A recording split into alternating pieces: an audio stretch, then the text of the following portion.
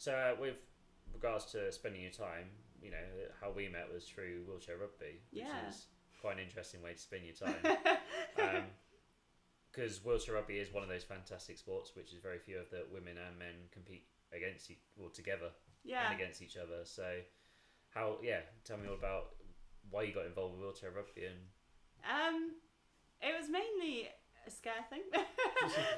So I was like, I think I just wanted to feel, because everyone was chatting about it, and my friend I met in hospital, he played it down in Devon, yeah, and he was like, "You've really got to try it." And I was like, "Oh, I don't know, because I've never done team sports. I've not seen the appeal of team sports because I stress myself out quite a lot. I'm like, what if I, do something wrong and then the whole team, I would just visualize, everyone would be like, what did you do that for? That's a stupid thing. I like built myself up into a bit of a panic.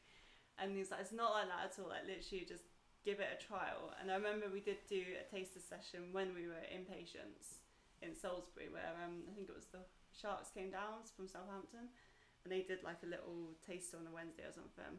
And I remember like doing that and thinking, oh my god, this is like really fun, but also they are so good. Like I know I'd never be on that like level at all. So it was a bit of like, what if I don't do it? Am I always going to regret not trying something? Because I don't like not like saying no to things, like trying it and being like, okay, I didn't like that, or trying it and be like, oh my god, I absolutely love it, which turns out what happened with rugby. Yeah. Which I never expected, and it was totally out of the blue. Because when you see it like on TV, it's pretty intense, isn't it? Pretty hard hitting and pretty Yeah, it's not quite like that all the time. No. Like they're elite guys that are, Yes. that most of them were athletes before their injury and they're athletes still now. Yeah. And it's like, that's Total upper body strength and everything. yeah, they're really going at it. So what, you've been doing that probably 5 years now? Yeah, I think I joined June 2015, so 4 years. Yeah, 5 years. No, 4 years. 4 years. 4 years. Yeah. My maths. I was never a mathematician. Yeah, so you've obviously stuck at it and it's something you've loved and that. What sort of aspects of wheelchair rugby is it specifically that you I think it is actually, it's turned out to be the thing that I feared, so it is the team.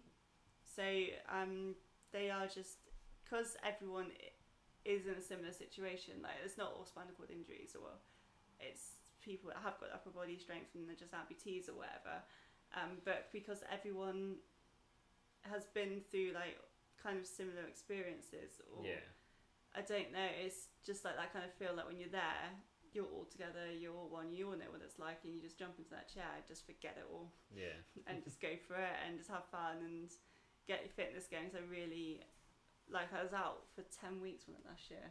Yeah, you hated it, didn't you? No exercise. And for a couple of people at the club, it's their only social thing, isn't it, a week, so they really look forward to it. Yeah, it's the social side, and I think in the early days when Mum she still does go with me, but it helped her as well to talk to people. And get like that side of spinal cord injury, because she always spoke with other carers or just having a cup of coffee with the chair lady down there, and it just helped her as well, I think, to know that actually it's all fine. It can, it's not, it seems pretty daunting, but actually everything's fine. It's always good to speak to people that have had the similar experiences, just to know you're not crazy for a start. Yes. I think you might be wrong there. I think I was slightly. No comment. So like with it, like you being a female as well, playing wheelchair rugby, like how does that sort of, because I think I know, but I don't know if I think it just makes no difference when you're out on the court, whether you're, some people might see it as, female male sports are very separated, but with wheelchair rugby, it's like there's no separation. It's true. There isn't at all. Like when you're spectating it, it's not all the same, really, isn't it? Yeah, and you find yourself not even thinking about it. It's funny actually, because there isn't any. I can't think of any other sport that does this mixes teams. Especially no contact sport. Yeah, exactly. Yeah. And I know from personal experience, I'm not going to go easy on you. No. Literally, someone went into me last week and just whacked me straight out of the court. Yeah.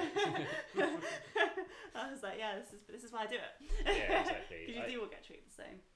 Yeah, I think that's a really great part of it as well. That's one of the beauties of the sport, and what's probably makes it more unique than anything else is the fact that it's so it's one of those sports that is open to, such a wide range of people as well and different disabilities. So it doesn't matter like what your disability is at all. Like it is that all-inclusive sport that whether you're really high injured, amputee, it doesn't matter at all. They because there's a new version as well, which means that you can compete with PTSD as well.